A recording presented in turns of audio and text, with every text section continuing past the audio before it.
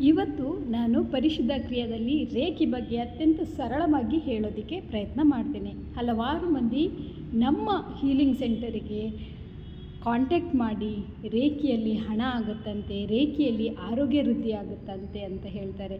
ಖಂಡಿತವಾಗಿಯೂ ರೇಖಿ ಅನ್ನೋದು ಒಂದು ಎನರ್ಜಿ, ಅದ್ಭುತವಾದಂತಹ ಒಂದು ಬ್ರಹ್ಮಾಂಡದ ಶಕ್ತಿ ರೇಖಿ. ನಮ್ಮ ಒಳಗಿನ ಶರೀರದ ಒಂದು ಚೈತನ್ಯ ಶಕ್ತಿಯನ್ನು ಪುನಶ್ಚೇತನಗೊಳಿಸುವಂತಹ ಒಂದು ಶಕ್ತಿ ರೇಖಿ. ಹಾಗೆ ಈ ಯೂನಿವರ್ಸಿಂದ ಆ ಎನರ್ಜಿ ನಮಗೆ ಕನೆಕ್ಟ್ ಆಗಿ ನಮ್ಮ ಒಂದು ಶರೀರದ ಭಾಗ ಇರ್ಬೋದು ಅಥವಾ ನಮ್ಮ ಒಂದು ಆಸೆ ಇರ್ಬೋದು, ಇಚ್ಛೆ ಇರ್ಬೋದು, ಇದಕ್ಕೆಲ್ಲ ಉತ್ತಮ ರೀತಿಯಾದಂತಹ ಶಕ್ತಿಯನ್ನು ತಂದುಕೊಡುತ್ತೆ.